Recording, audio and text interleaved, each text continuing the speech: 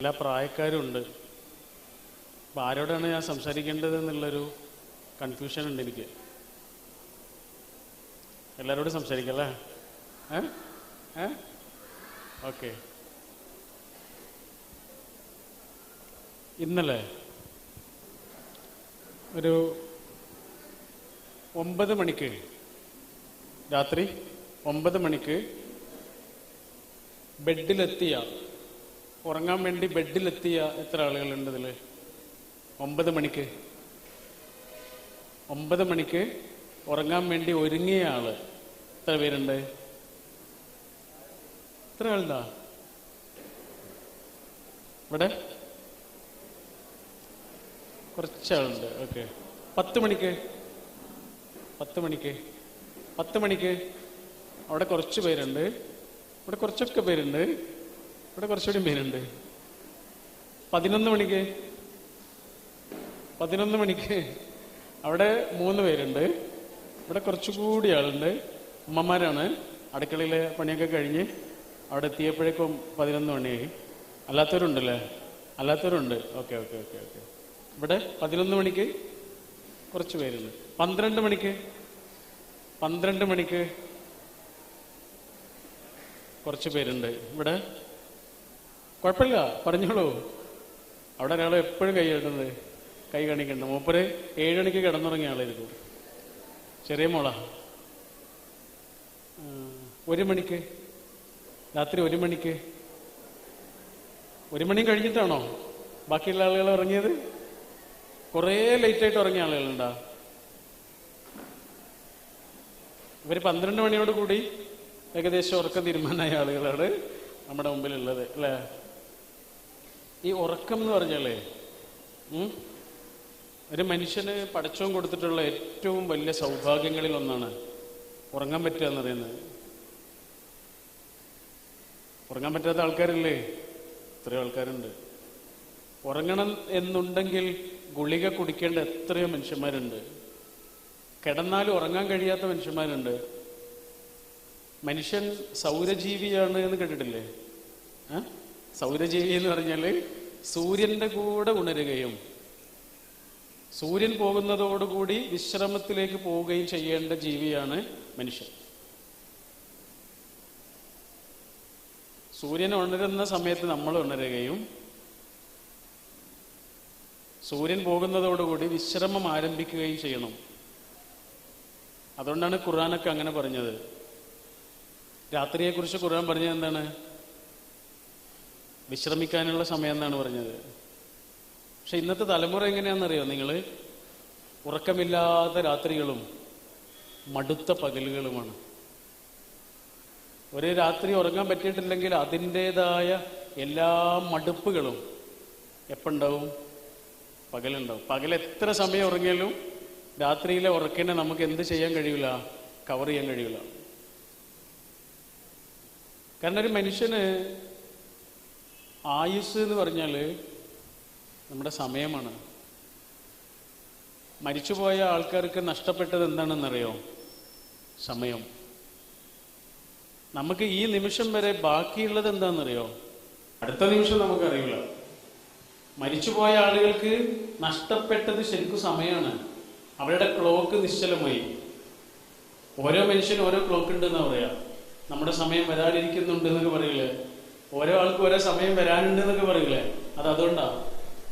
ഓന്റെ സമയമാണ് ഇപ്പോ എന്ന് പറയില്ലേ? അതുകൊണ്ടാ. സമയം ശരിക്കാന്ന് പറയില്ലേ? അതുകൊണ്ടാ. ഓരോ ആളുകൾക്കും ഓരോ ക്ലോക്ക് ഉണ്ട്. അതിലൊന്നും ഒരു കാര്യമില്ല കേട്ടോ. ഒക്കെ പഠിച്ചോണ്ട് തീരുമാനമാണ്. പക്ഷെ ഓരോ ആളുകൾക്കും ഓരോ ക്ലോക്ക് ഉണ്ട് എന്ന് പറയും. അത് ഓരോരുത്തരുടെയും സമയമാണ്, ടൈം. അപ്പൊ നമുക്കിങ്ങനെ ശ്വാസം ഉണ്ട് എന്ന് ഉറപ്പുള്ള ഈ നിമിഷത്തിന്റെ പേരാണ് ജീവിതം, അല്ലെ? ഇന്നലകളൊക്കെ കഴിഞ്ഞുപോയി. ഇനി അതിനെക്കുറിച്ച് ആലോചിച്ചിട്ട് ഒരു കാര്യമില്ല. നാളുകൾ വരാനിരിക്കുന്നുണ്ടെന്നേ ഉള്ളൂ. നമുക്ക് സ്വപ്നങ്ങളൊക്കെ കാണാം, അത്രയുള്ളൂ. അതല്ല നമുക്ക് ഉറപ്പുള്ള കാര്യമൊന്നുമല്ല അത്. പക്ഷെ നമ്മൾ കണ്ടുമുട്ടുന്ന അധികം മനുഷ്യന്മാരുണ്ടല്ലോ, ഒന്നുകിൽ ഇന്നലകളിൽ ജീവിക്കുന്ന ആളുകളാണ്. കുറെ ആൾക്കാർ ഇന്നലകളിലാണ്. ഇന്നലത്തെ ദുഃഖ ദുഃഖഭാരമോ സങ്കടങ്ങളോ ഏർപ്പാടുകളോ വിരഹമോ വേദനയോ ലജ്ജയോ അതൊക്കെ ഇങ്ങനെ കൊണ്ടു നടക്കാം. കുറെ ആളുകൾ നാളെകളിലാണ്, നാളെ കുറിച്ചുള്ള ബെജാറാണ്. ഇന്ന് ജീവിക്കുന്ന എത്ര ആളുകളുണ്ടാവും? വളരെ കുറച്ച് ആളുകളുണ്ടാവും. ചെറിയ കുട്ടികളുണ്ടാവും അല്ലേ? എത്ര ദുഃഖമുണ്ടെങ്കിലും സങ്കടം ഉണ്ടെങ്കിലും ചെറിയ കാരണങ്ങൾ കൊണ്ട് അവർ ആ ദുഃഖങ്ങളെയൊക്കെ മറക്കണ കണ്ടില്ല നിങ്ങൾ? അതെന്താണെന്നറിയോ? അവരിത്രയും ഹാപ്പി ആവാനുള്ള കാരണം എന്താണെന്നറിയോ? കുട്ടികൾ അവർക്ക് ഓർമ്മകളുടെ ഭാരമില്ല എന്നുള്ളത്. നമുക്ക് ഓർമ്മകളെ പോകും. അതുകൊണ്ട് മനുഷ്യന് ഹാപ്പിനെസ് ഇല്ലാതെയായി. ഒരാളോട് നമ്മൾ ചോദിക്കുകയാണ്, നിങ്ങൾ ഹാപ്പിയാണോ? അയാൾ ആദ്യം കുഴപ്പമില്ല എന്നൊക്കെ പറയും.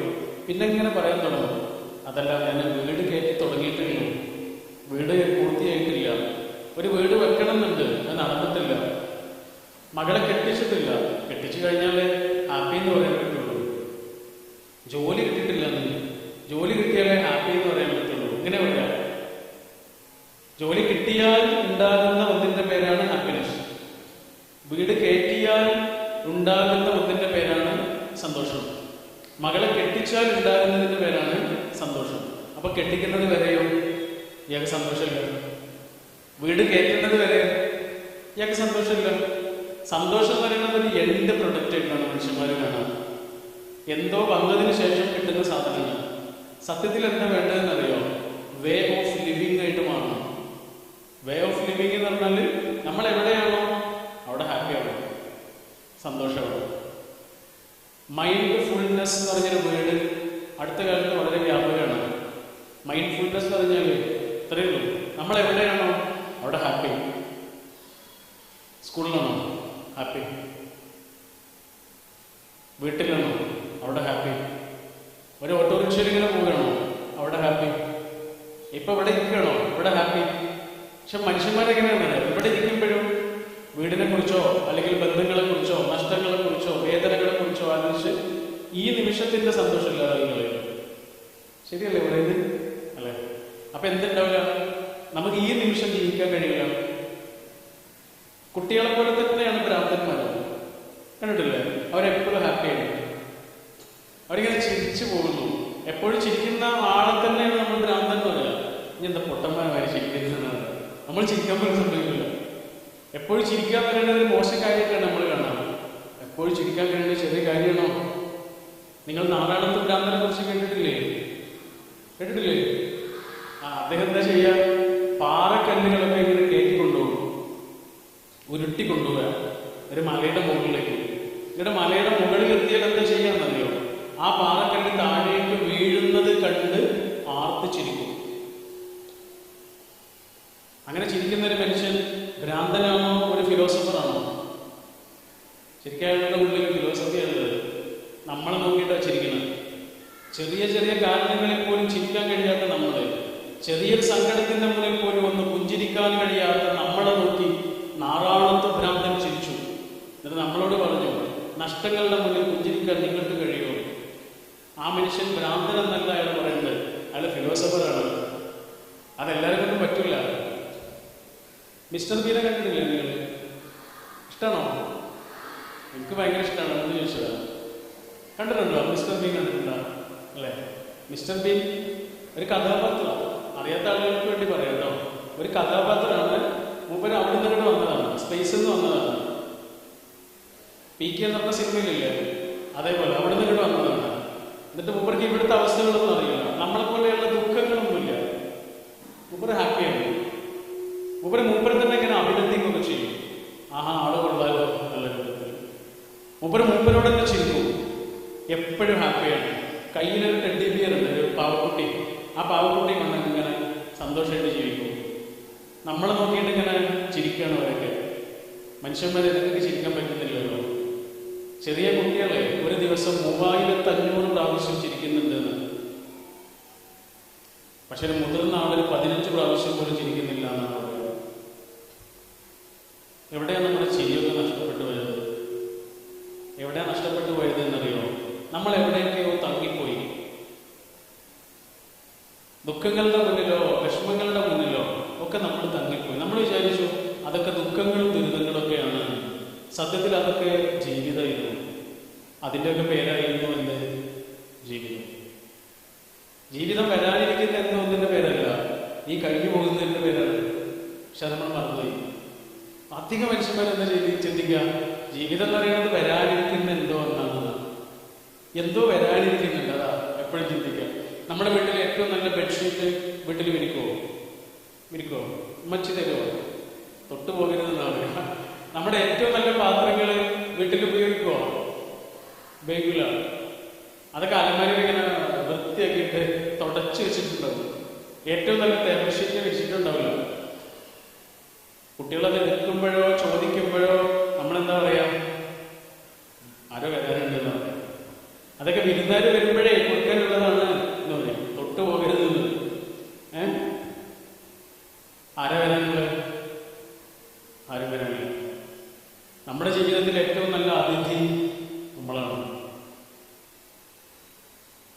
അതുകൊണ്ട് ഏറ്റവും നല്ല വസ്ത്രങ്ങൾ ധരിക്കും, ഏറ്റവും നല്ല ഭക്ഷണം കഴിക്കും, ഏറ്റവും നല്ല ബെഡ്ഷീറ്റ് ഉപയോഗിച്ചിട്ട് കിടന്നുറങ്ങും, ഏറ്റവും നല്ല പാത്രത്തിൽ ഭക്ഷണം കൊടുക്കും കുട്ടികൾക്ക്, ഏറ്റവും നല്ല വസ്ത്രം ഉപയോഗിക്കാൻ കഴിയും അത്രയും നല്ല വസ്ത്രം ഉപയോഗിക്കും. എന്നിട്ട് മനുഷ്യന്മാരുടെ മുന്നിൽ ഇങ്ങനെ ഹാപ്പി ആയിട്ട് വന്നു നിൽക്കും. ഈ നിമിഷത്തിന്റെ പേരാണ് ജീവിതം. വരാനിരിക്കുന്ന എന്തോന്നിന്റെ പേരല്ലത്. ഒരാൾ അവനവനെ ഇങ്ങനെ സ്നേഹിക്കണം. അപ്പോഴേ അയാൾക്ക് എല്ലാവരും സ്നേഹിക്കാൻ കഴിയുള്ളൂ. അതാണ് അതിന്റെ ബേസ്. അവനവനെ സ്നേഹിക്കാൻ കഴിയാത്ത ഒരാൾക്ക് ആരെയും സ്നേഹിക്കാൻ കഴിയില്ല. ഞാൻ എന്നെ സ്നേഹിക്കണം, ഞാൻ എങ്ങനെയാണോ അങ്ങനെ, ഞാൻ ഇങ്ങനെയാണ്, ഇങ്ങനെ ഞാൻ എന്നെ സ്നേഹിക്കുന്നു. എൻ്റെ ഒരു 30-32 വയസ്സായത് മുതൽ എനിക്ക് മുടി ഇങ്ങനെ പോകാൻ തുടങ്ങിയിരുന്നു. എന്താ ചെയ്യാൻ മുടി പോകാൻ തുടങ്ങി? യാത്രകളൊക്കെ കാരണം ഇങ്ങനെ പല വെള്ളങ്ങളിൽ കുളിക്കാൻ തുടങ്ങിയതോടുകൂടി മുൻവശത്തുള്ള മുടി ഇങ്ങനെ പോകാൻ തുടങ്ങി. അപ്പം ഞാൻ തീരുമാനിച്ചെന്ന മുടി തന്നെ വേണ്ട, മുട്ടടിച്ച് കളയാൻ. എനിക്ക് എന്നെ ഇങ്ങനെയാണ് ഇഷ്ടം. ഇങ്ങനെ എന്നെ സ്നേഹിക്കുന്നവരെ മതി എനിക്ക്, അല്ലാത്തവരെനിക്ക് ആവശ്യമില്ല. ഇതാണ് സെൽഫ് ലവ്. ഇതാണ് എല്ലാവരും മനസ്സിലുണ്ടാവേണ്ടത്. എനിക്ക് എന്നോടും നിങ്ങൾക്ക് നിങ്ങളോടും പറയാനുള്ള കാര്യം അതാണ്. അവനവന് നല്ലോണം സ്നേഹിക്കുക. നമ്മൾ നമ്മളെവിടെയെങ്കിലും എത്തിക്കണം. കുട്ടികളോട് പറയുന്നത് നിങ്ങൾ എവിടെയെങ്കിലും എത്തിക്കണം. എത്താവുന്ന അത്രയും ഉയരങ്ങളിൽ നിങ്ങൾ എത്തണം. കാരണം നിങ്ങളുടെ ഉള്ളിൽ പടച്ചവൻ ഉണ്ടാക്കി വെച്ചിട്ടുള്ള വലിയ അത്ഭുതങ്ങളുണ്ട്. അത് നിങ്ങൾ തിരിച്ചറിയണം. ഇംഗ്ലീഷിൽ സ്മോൾ ലെറ്ററിൽ ഐ എന്നെങ്ങനെ നമ്മൾ എഴുതുക? ഒരു വരയിടും, മുകളിൽ ഒരു കുത്തും കൊടുക്കില്ല അല്ലേ? അത് തിരിച്ചിട്ടല്ലോ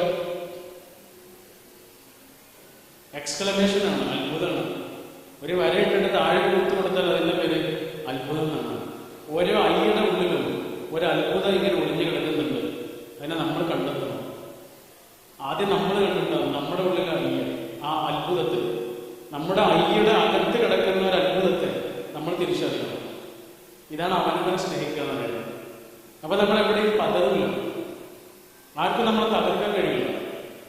തോൽക്കും, മാർക്ക് കുറയും. ഇഷ്ടപ്പെട്ടതൊന്നും ചിലപ്പോൾ സംഭവിച്ചു എന്ന് വരില്ല. കിനാവ് കണ്ടതൊന്നും ചിലപ്പോൾ നടന്നില്ല എന്ന് വരും. അതിൻ്റെയൊക്കെ പേര് ജീവിതം എന്നാണ്.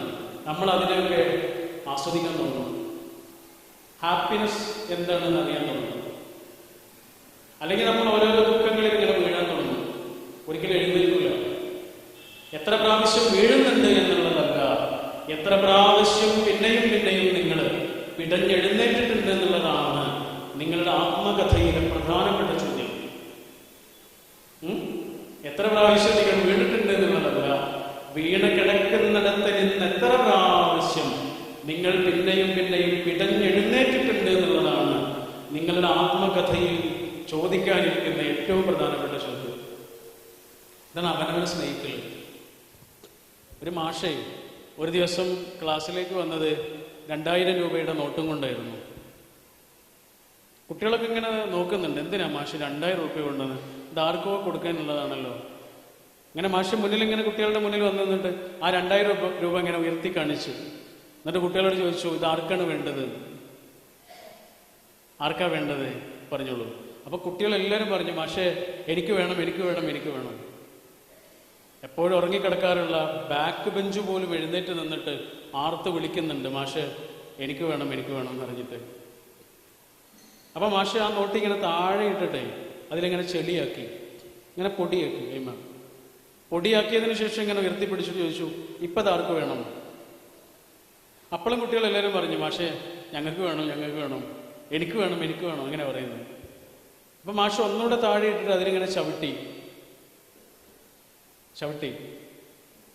ചവിട്ടിയതിനു ശേഷം ഇങ്ങനെ ഉയർത്തിപ്പിടിച്ചിട്ട് ചോദിച്ചു, ചെരുപ്പിന്റെ അടയാളങ്ങളുള്ള ആ നോട്ടിങ്ങനെ ഉയർത്തിപ്പിടിച്ചിട്ട് ചോദിച്ചു, ഇപ്പം ഇതാർക്ക് വേണം? അപ്പോഴും കുട്ടികളെല്ലാവരും പറഞ്ഞു, മാഷേ ഞങ്ങൾക്ക് എന്തായാലും വേണം. മാഷ് അതിങ്ങനെ ചുരുട്ടിയതിന് ശേഷം ചോദിച്ചു, ഇനി ഇതാർക്ക് വേണം? ചെളിയായി, പൊടിയായി, ചെരുപ്പിന്റെ അടയാളമുണ്ട്, ചുളിഞ്ഞു പോവുകയും ചെയ്തു. പക്ഷെ എന്നാലും ഞങ്ങൾക്ക് വേണം മാഷേ. അപ്പം മാഷ് ചോദിച്ചു, ഇങ്ങനെയൊക്കെ ആയിട്ടും ഈ നോട്ട് പിന്നെയും പിന്നെയും വേണം എന്ന് നിങ്ങൾ പറയാനുള്ള കാരണം എന്താണ്?